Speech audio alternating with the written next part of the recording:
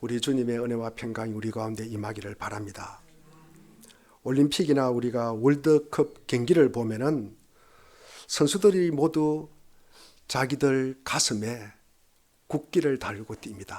그리고 등에 보면은 등 번호를 그리고 이름을 붙이고 뜁니다. 그리고 금메달을 따게 되면은 또 국가가 또 울려 퍼지기도 합니다. 요즘 한창인 프로야구를 보면은 자기 등에 번호도 있고 이름도 있고 그리고 또 지역 연고 따라 그리고 구단 이름이 새겨져 있습니다.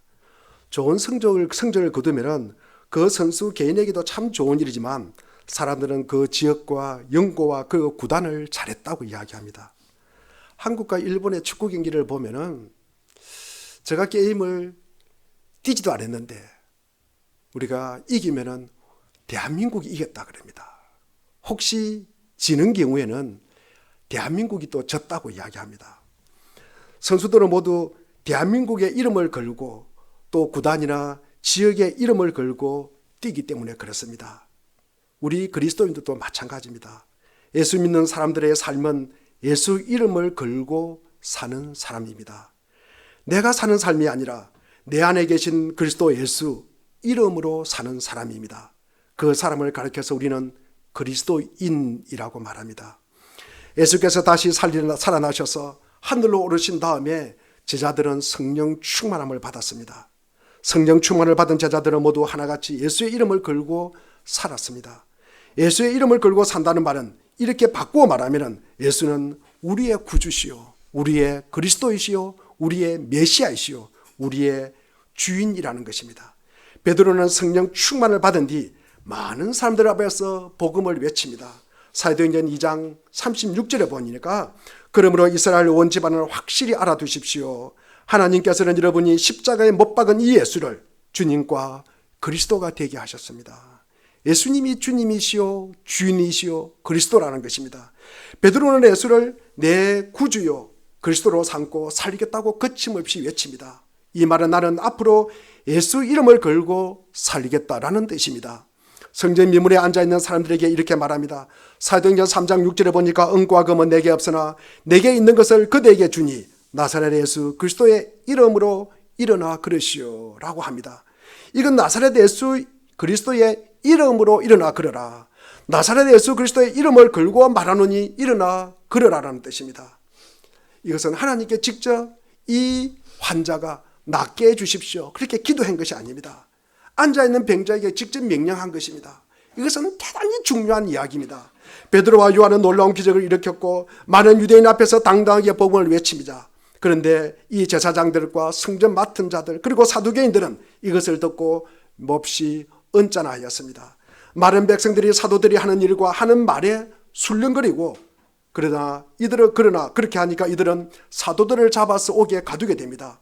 제사장과 사두개인들이 사도들을 싫어하는 까닭이 사도행전 4장 2절에 나와 있습니다.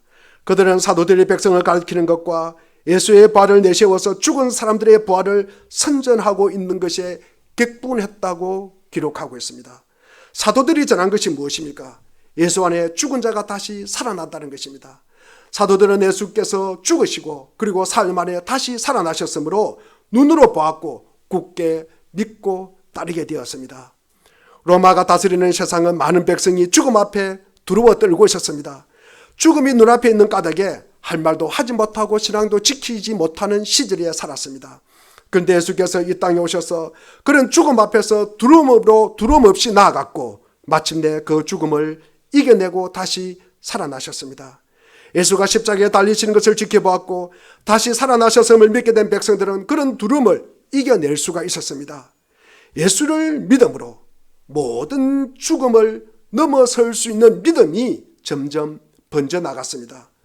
로마의 무릎을 꿇지 않고 로마에 맞서는 이들이 점점 많아졌습니다. 그러나 로마 편에 섰던 이 제사장들과 그리고 성전 관리들과 사두개인들은 이것을 굉장히 못마땅하게 여겼습니다. 이 가운데 특별히 사두개인들은 부활을 믿지 않았습니다. 사두개인들은 오랜 세월 동안에 유대 전통 속에서 살아가면서 그 부활을 믿지 않았습니다. 사두개인은 예수님께서 살아계실 때도 그 앞에서 부활이 없다고 우겨대던 사람들입니다. 사두개인들이 부활이 없다고 믿기 때문에 이 사람들의 삶은 지금이, 현재가, 그리고 가장 우선하여 살았던 사람들이 이 사두개인들입니다. 로마 제국은 이 사두개인들이 가진 이 생각을 내세워서 백성들을 더 괴롭힙니다. 사두개인들이 부활이 없다 그러잖아요. 그래, 이 세상에 지금의 삶이 가장 중요하잖아요. 그러니까 로마는 죽음을 무기로 세계를 다스리게 되니까 이 사두개인들과 이 로마들은 장단이 잘 맞은 것입니다. 따라서 이들에게 예수가 다시 살아나셨다는 것은 믿을 수도 없었고 믿어서도 안 되는 이들의 사실이었습니다. 왜 그렇습니까? 이 사람들이 생각할 때는 반란이라고 보는 거죠. 우선 기존 가치관과 그 질서에 대한 반란이고 또 사단의 집에 대한 반란입니다. 이러한 행편에서 예수를 따르던 사도들이 백성들에게 부활을 가르치고 외치고 있으니까 그냥 가만히 둘 수가 없었던 것입니다. 그래서 사도들을 잡아서 옥에 가두게 되었습니다. 사도들을 가두면은 잠잠할 줄 알았습니다. 그런데 믿는 사람들이 오히려 더 많아졌습니다. 우리 4장 4절을 한번 읽어보겠습니다. 우리 4장 4절입니다. 자, 4장 4절 시작. 그런데 사도들의 말을 들은 사람들 가운데서 믿는 사람이 많으니 남자 어른의 수가 약 5천 명이나 되었다. 여러분, 우리가 5천 명이라면 또 기억나는 사건이 있잖아요. 예, 오병이의 기적이 이 생각이 나잖아요. 물고기 몇 마리? 예, 2마리. 보리떡 5개로 많은 사람들을 먹이신 장면입니다.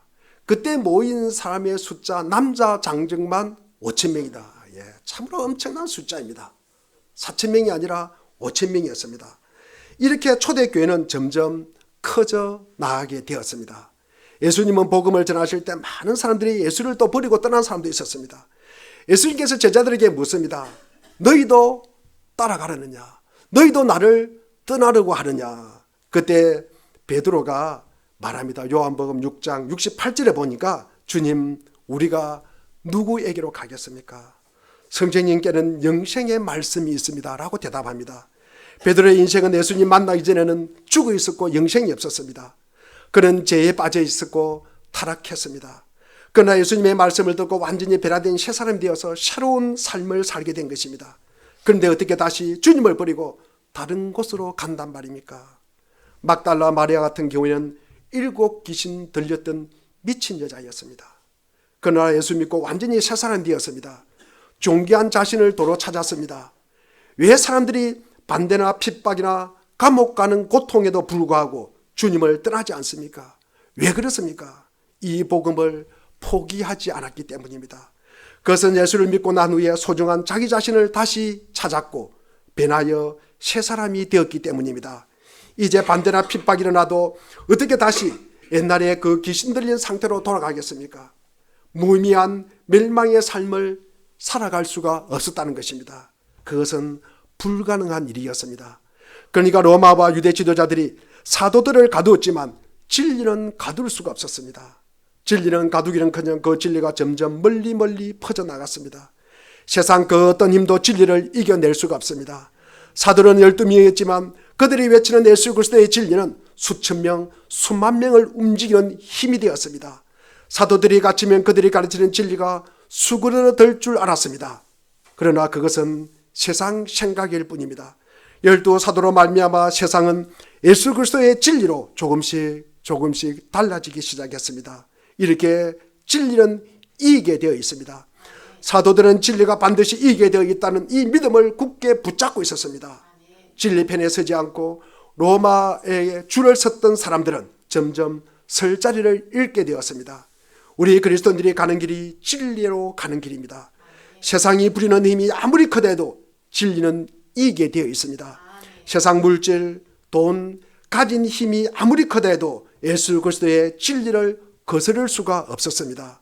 사도들을 가두었다는 소식을 듣고 관리들과 장로들과 서기관들이 모였습니다. 거기에다가 대제사장과 그 문중까지 다 모였습니다. 실제로 보니까 그들은 사도들 가운데 세워놓고 물었다. 그들은 대체 무슨 권세와 누구의 이름으로 이런 일을 하였소? 이런 일이 무엇입니까? 걷지 못하던 사람들을 고쳐준 일입니다. 이들은 사도들에게 다시는 백성들을 가르치지 못하도록 윽박지르지 못하고 도대체 너희는 누구를 믿고 이런 일을 하고 있단 말인가 라고 물었습니다. 대제사장들을 비롯한 유대 지도자들은 지금 일어나고 있는 일들이 혹시 마술이 아닐까, 속임수가 아닐까, 악력의 어떤 전략이 아닐까라고 생각을 했습니다. 여기에 대해서 베드로가 일어나 대답을 합니다. 8절에 보니까 그때 베드로가 성령에 충만하여 그들에게 말하였다. 백성의 지도자들과 장로 여러분, 우리 10절을 같이 한번 읽어보겠습니다. 10절 같이 읽겠습니다. 시작. 모두와 모든 이스라엘 백성은 이것을 알아야 합니다. 이 사람이 성한 몸으로 여러분 앞에 서게 된 것은 여러분이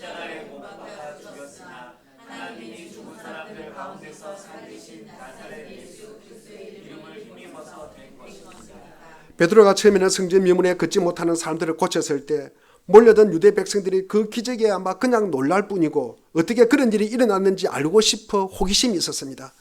그런데 지금 관리들과 대제사장들은 유대 백성들과는 생각이 달랐습니다. 그들은 베드로가 이렇게 대답하리라고 미리 짐작을 하였습니다. 그들은 베드로 입에서 나사렛 예수 이름이 나오기를 기다렸습니다. 베드로가 나사렛 예수 이름을 입에 담게 된다면 꼬투리를 잡아서 죽이려고 한 것입니다. 베드로도 이들이 그런 생각을 하고 있다는 것을 베드로도 알고 있었습니다. 하지만 베드로는 주저할 까닭이 없었습니다. 진리가 이기리라는 믿음이 있었기 때문입니다. 베드로는 더 힘을 주어서 이야기를 합니다. 11절을 한번 읽어보겠습니다. 시작. 이 예수는 너희들 집 짓는 사람들에게는 버림받은 돌이지만 집 모퉁이의 머릿돌이 되신 분이십니다. 시편 118편 22절에 건축자들이 버린 돌이 집 모퉁이의 머릿돌이 되었다는 말씀을 인용하여서 너희가 함부로 죽인 그 예수를 집을 짓는데 반드시 있어야 할 머릿돌처럼 이 세상을 건질 분이라고 말씀합니다. 모퉁이의 머릿돌이 무엇입니까? 여러분, 건물을 지을 때 이 두 벽을 잇는 이 주춧돌 역할을 하는 것이 머릿돌입니다. 다른 돌들은 이 모퉁이의 머릿돌 사이에 배치를 하게 되는 거예요. 이것을 기준으로 해서 놓여지는 것입니다. 제국에 유린당한 이스라엘도 새로운 세상의 기초라는 뜻입니다. 연약한 것처럼 보이는 이들을 오히려 제국의 질서를 뒤흔들고 그리고 새로운 세상의 견인차 노릇을 하였다는 것입니다. 출애굽 사건도 그렇고 십자가 사건도 그렇습니다. 우리는 고린도전서 1장 27절에 그런데 하나님께서는 지혜 있는 자들을 부끄럽게 하시려고 세상의 어리석은 것들을 택하셨으며 강한 것들을 부끄럽게 하시려고 세상의 약한 것들을 택하셨습니다. 너희가 버린 머릿돌, 그 돌을 우리는 머릿돌로 삼았다. 머릿돌을 삼는다는 말은 우리는 예수의 이름을 걸고 예수의 이름을 앞세워서 산다는 뜻입니다. 12절 말씀도 베드로가 하는 말을 모두 담아낸 말씀입니다. 7절에서 대제사장이 물었던 이 물음에 대한 대답입니다.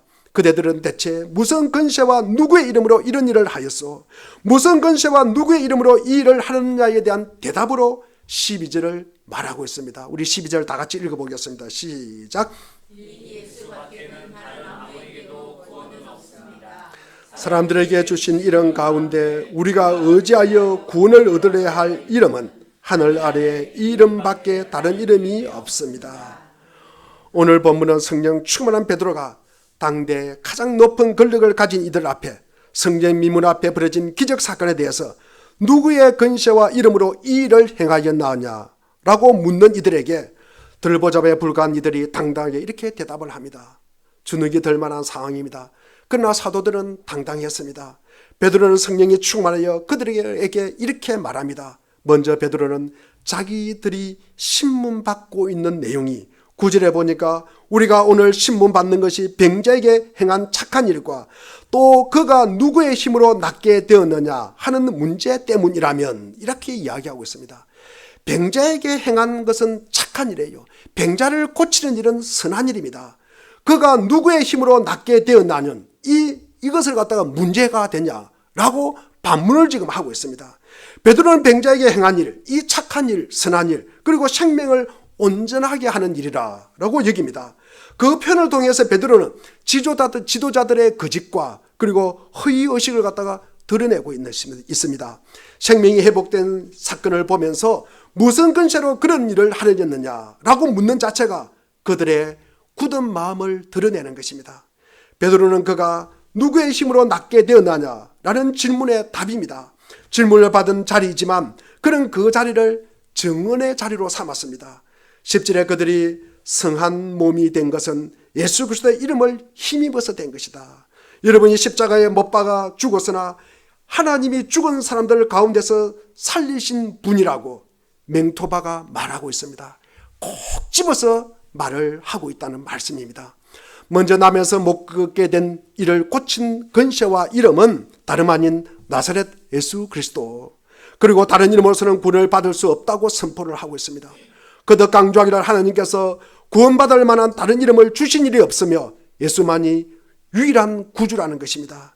3장에서 이미 베드로는 솔로몬 행각에 모여 자신들을 주목하고 있던 백성들에게 그 일을 행한 것은 우리 개인의 능력이나 경건이 아니라, 그러니까 자신들을 주목하지 말고 예수께서 하셨으므로 그들의 눈길을 돌려서 하나님께 영광을 돌리라고 하였습니다. 예수를 믿는 믿음이 그를 완전히 낫게 하였다는 것입니다. 오늘 본문 5절 6절에도 언급된 이 고위 당국자들과 같은 이 신학적 성량을 가진 이들, 그러니까 사두개파 성량의 관리들은 사도들이 전하는 메시지, 예수 안에서 죽은 자의 부활, 이것을 싫어하는 거예요. 이것이 귀에 거슬리는 것입니다. 그래서 이들을 갖다가 말하는 사람들, 사도들을 가두게 됩니다. 이들을 모아놓고 신문을 하게 됩니다. 예수의 부활이 없다면 우리가 가장 불쌍한 자가 되지만 예수의 부활이 있으므로 세상에 가장 행복한 자들이 예수를 믿는 사람들입니다. 오늘 본문에서의 베드로처럼 어떤 세상의 권력이나 권세의 방해 세력 앞에서도 복음을 선포하며 복음의 증인이 될 수 있어야 합니다. 은혜로 구원하시는 하나님 나라에 들었을 때까지는 우리 모두가 거짓 신들의 나라에 살면서 거기에 자존감과 안전을 갖다가 의탁하고 정체감과 의미를 얻으려고 안간힘을 다합니다. 그 당시에도 관리들과 대제사장들을 비롯한 많은 사람들이 기댈 곳은 로마 황제의 이름이었습니다. 이들은 모든 일을 로마 황제 이름으로 하였습니다. 인간은 무언가를 위해서 살도록 되어 있는데 자신의 존재를 정당화하고자 무엇을 위해 산들, 바로 그것이 사실상은 우리를 지배하는 것입니다. 무엇이든 우리를 지배하는 것이 실제로 우리의 신입니다. 권력을 추구하는 사람은 권력에 지배당하고 있습니다. 권력이 우상입니다. 권력의 종이 되는 것입니다. 인정받으러 가는 사람은 자신의 이 비율을 맞추려 하는 그 사람에게 지배당하는 것입니다. 우리를 지배하는 것이 무엇입니까? 여러분, 우리를 지배하는 것이 누구입니까? 내 자신입니까? 아직도 내 자신이라고 생각하십니까? 우리는 지금 금방 한 말도 여러분, 나도 몰라. 내가 왜 이 이야기를 했지? 나도 이해가 안 돼. 이런 말을 엄청 자주 합니다. 우리를 지배하는 것은 우리 삶과 우리 인생의 주인입니다. 여러분, 내 삶의 주인에게 여러분 끌려가는 것입니다. 내 삶의 주인에게 여러분 지배당하고 살아가는 것입니다. 그래서 내 주인이 중요한 거예요. 내 주인이 중요한 것입니다. 여기에 베드로는 천하 사람 중에 구원을 받을 만한 다른 이름을 주신 일이 없다고 하였습니다. 이 세상에 그 누구도 구원을 줄 수가 없습니다. 제 아무리 권력이 있다 한들, 많은 돈이 있다 한들 그것으로는 구원을 얻을 수 없습니다. 오직 예수 그리스도 이름만이 병든 사람을 제대로 고치고 그리고 구원을 주시는 이름이 됩니다. 다른 이로서는 구원을 받을 수 없다라고 선포하면서 베드로는 나는 예수의 이름을 걸고 살겠다는 뜻입니다. 여기에 우리는 예수 이름에 오해가 있어서는 안 됩니다. 예수, 이 고유 맹사를 구원을 위한 부적이나 여러분 주문으로 여기면 안 됩니다. 여러분, 이름은요 그 존재 자체입니다. 그러니까 예수의 이름으로 구원받는다는 말은 예수의 존재, 그러니까 예수님의 마음을 온전히 내면화하는, 예수님의 마음을 온전히 내 것으로 만드는, 그리고 그렇게 살아가는 것이야말로 구원받은 삶이라는 거죠. 그럴 수 있는 것은 성령께서 우리 속에 역사하기 때문입니다. 너무도 많은 이들이 예수와 무관한 삶을 살아가면서 예수의 이름을 갖다가 입에 오르내립니다. 그러면서 예수의 이름으로 구원받았다고 합니다. 그 이름에 대한 오용에 불과한 것입니다. 우리는 에스겔 36장 20절 말씀을 우리 한번 읽어보겠습니다. 에스겔 36장 20절 말씀입니다. 시작. 그들은 여러 나라에 흩어져서 가는 곳마다 내 거룩한 이름을 더럽혔다. 그래서 이방 사람들은 그들을 보고 주의 백성이지만 주의 땅에서 쫓겨난 자들이라고 하였다. 다른 이들을 배제하고 그리고 당을 짓고 해모하고 비아냥거리고 자기의 거짓된 자, 이 팀 켈러 목사님의 표현에 빌리면은 거짓된 정체감을 고수하려는 비뚤어진 자, 이것을 포장하기 위해서 다른 이들을 공격하면서 예수의 이름을 덜먹인다. 이것은 예수를 역겹게 하는 것이다 라고 기록하고 있습니다. 그럼 우리가 예수의 이름을 걸고 사는 자들은 누구입니까? 우선 오직 예수만이 중보자요 구원자이다라고 믿고 따르는 사람들입니다. 하나님과 인간 사이에 하나밖에 없는 중보자는 예수 그리스도이십니다. 종교개혁자들이 말하는 오직 예수 그리스도와 같은 맥락입니다. 예수 이름 걸고 사는 사람만이 구원을 얻는다는 뜻입니다. 어떤 사람은 말합니다. 예수의 이름을 모르고 살다가 죽은 사람은 다른 방법이 있지 않을까? 예수의 이름도 모르고 죽었는데 그게 다른 방법이 있지 않을까? 또 하나님은 그렇게 독선적이고 악질적인 분이실까? 아닐 것이라고 생각을 합니다. 그러나 구원은 오직 예수 그리스도 이름밖에 없습니다. 하나님께서는 예수 그리스도 이름 위에 구원을 받을 수 있는 다른 이름을 주신 일이 있다 없다? 없다고 하였습니다. 하지만 많은 수의 사람들이 자신들의 종교적 열심이나 그리고 어떤 인간적인 공로나 노력으로 구원을 얻을 수 있다고 생각합니다. 좀 착하게 살고 좀 선하게 살고 좀 남인데 좀 잘하게 살면 아마 구원이 있지 않을까라는 막연한 생각을 갖습니다. 하지만 그것은 잘못된 생각입니다. 천국은 절대로 인간의 노력이나 공로로 들어갈 수 있습니까? 없습니까? 없습니다. 우리가 자기 열심이나 공로로 구원을 받으려고 하면은 여러분 우리가 경쟁을 해서 여러분 아마 이 천국문에 들어간다고 생각하면은 그 천국문 아마 바늘 구멍보다 더 좁을 것입니다. 오직 예수를 믿는 믿음, 예수를 믿을 때 천국문은 크게 활짝 열리게 되는 것입니다. 우리는 이 사실을 믿고 알기에 많은 사람들이 예수 믿고 구원받을 수 있도록 우리 디모데후서 4장 2절에 말한 바와 같이 때를 얻든지 못 얻든지 지내야 하는 것입니다. 기회가 좋든지 나쁘든지 꾸준히 힘쓰라는 말씀입니다. 예수 이름 외에 구원을 얻을 수 있는 길이 전혀 없기 때문입니다. 예수님은 하나님이 우리 구원을 위해서 주신 유일한 분이십니다. 그것도 그냥 예수님이 우리를 구원의 길로 인도하는 것이 아니라 자신의 죽음으로 우리를 사셨고 구속하셨습니다. 나에게도 그대로입니다. 신앙은 결국 심리적인 문제가 아닙니다. 여러분 느낌도 아닙니다. 내 감정 아닙니다. 그리고 내가 이뤘다 이루지 않았다 성취의 문제도 아닙니다. 신앙은 믿음의 문제입니다. 믿음이 무엇입니까? 내 동의, 내 요청과는 상관없이 예수님은 오셨습니다. 예수님은 죽었었습니다. 그리고 예수님은 3일 만에 부활하셨습니다. 여기에 모든 것을 여러분 묶어두어야 합니다. 예수님은 살아나셨습니다. 여러분 취소할 수 있습니까? 없습니까? 없습니다. 저는 그 예수를 믿습니다. 그러므로 저는 평강이 있고 감사를 가질 수 있음을 믿습니다. 그분이 살아나셨기 때문에 저는 믿습니다. 지금 불안하고 때로는 고통스러운 경우도 있습니다. 그러나 그것은 저에 관한 사실입니다. 왜냐하면 저는 왔다 갔다 합니다. 저는 왔다 갔다 하지만 하나님은 신실하신 분이십니다. 하나님은 왔다 갔다 하십니까? 안 하십니까? 네, 하나님은 변함이 없으신 분이십니다. 우리는 우리의 앞길을 한 걸음 한 걸음 예수님의 말씀대로 걸어가야 합니다. 최후의 구원의 자리까지 무사히 가야 하는 것입니다. 두 번째로 예수님의 이름을 걸고 사는 사람은 성령 충만한 사람입니다. 8절에 보니까 그때 베드로가 성령이 충만하여 그들에게 말하였다라고 기록하고 있습니다. 성령 충만한 사람은 예수의 이름을 걸고 사는 사람입니다. 베드로는 지금 성령이 충만하다고 외치고 있습니다. 예수의 이름을 걸고 외치고 있기 때문에 죽음도 두려워하지 않습니다. 예수의 이름을 걸고 사는 사람은 곧 예수께서 가신 길을 걷고자 하는 자입니다. 예수님처럼 예수님의 얼굴을 하고 예수님의 얼굴 표정을 짓고 그리고 말하고 행동하고 생각하고 하늘 소망을 갖고 살아가는 삶입니다. 세 번째로 예수의 이름을 걸고 사는 사람은 너희 유대인들이 버린 하찮은 돌, 그 돌이신 예수 이름을 걸고 나는 살 것이다 라는 뜻입니다. 예수님만 죽으면 온 세상이 자기 것으로 될 것이라고, 승리할 것을, 그리고 그것을 누릴 것이라고 알았던 자들이 있습니다. 그러나 예수님을 죽이는 순간에 그들은 마귀 패배자가 되었습니다. 오늘 이 시대 모든 사탄의 거짓과 속임수가 체제가 무너졌습니다. 이제 더 이상 사람들을 속일 수도 없고요, 그리고 더 이상 거짓을 묶어둘 수도 없습니다. 유대인들은 예수가 필요 없고 쓸모없어서 버린 돌로 여겼지만 그 버린 돌이야말로 참된 구원을 주시는 머릿돌이 되었습니다. 우리의 마음씀이, 우리의 말과 행동이 모퉁이의 머릿돌이신 예수님과 연결되고 그리고 조화를 이룰 때 우리는 비로소 예수의 이름으로 구원받은 사람이라고 할 수가 있습니다.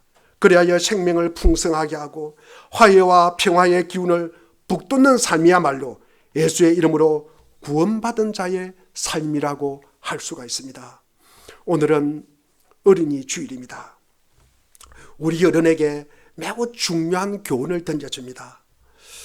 자녀에게, 그리고 어린 청소년에게, 그리고 후대에게 무슨 선물을 주시겠습니까? 어떤 선물을 주시겠습니까? 이 세상에서 가장 좋은 선물은 자식에게 그리고 후대에게 주는 부모와 어른이 되지 않으시렵니까? 예수님의 이름을 선물하십시오. 그리고 예수님의 이름을 걸고 살았던 삶을 선물하십시오. 베드로전서 2장 2절에 보니 갓난 아기들처럼 순수하고 신령한 젖을 그리워하십시오. 여러분은 그것을 먹고 자라서 구원에 이르려야 합니다. 날마다 갓난 아이들처럼 다시 영적이고 그리고 순수한 젖을 애타게 바랍시다. 주의 선하심을 맛보아 아는 자로서 예수 그리스도의 이름의 소중함을 자녀에게 그리고 후대에게 남겨줍시다. 그리고 하나님 앞에 하나님의 말씀대로 사는 여러분의 삶을 선물하시고 예수 그리스도의 이름을 걸고 사는 여러분의 삶을 선물하시기를 바랍니다. 먼 훗날 여러분이 뿌린 말씀의 열매와 이름의 열매 때문에 우리의 자녀들이, 우리의 후손들이 아름다운 에덴을 누리게 될 것입니다. 그런 후손은 하나님의 백성이요 그리고 하나님의 사랑받는 사람들입니다. 마태복음 18장 3절에도 어린아이같이 되지 아니하면 결단코 천국에 들어가지 못하리라. 주님은 우리에게 대단한 능력을 요구하지 않습니다. 세상적인 인정과 찬양과 그리고 박수를 갖다가 요구하지 않습니다. 우리를 변화시키는 하나님의 능력은 다시 말해서 겸손한 순종을 우리에게 요구하고 있습니다. 이것이 모두 예수님의 이름 안에 들어있습니다. 오늘 우리는 다른 어떤 것보다 우선하여 예수님의 이름을 붙들고 절대로 예수님의 이름을 세상의 다른 이름과 혼돈하지 마시고 그리고 바꾸어 엿먹지 않기를 바랍니다. 우리는 사람들에게 유능하고 유식하고 똑똑하다고 인정보다는 오직 예수님만을 증거하는 자가 되어야 할 것입니다. 예수를 믿는다는 말은 예수의 이름을 걸고 산다는 말과 같습니다. 부활신앙으로 산다는 말은 곧 내 안에 다시 사신 예수, 그 예수 이름을 걸고 산다는 말입니다. 오늘 우리는 예수 그리스도 이름을 걸고 사는 사람들입니다.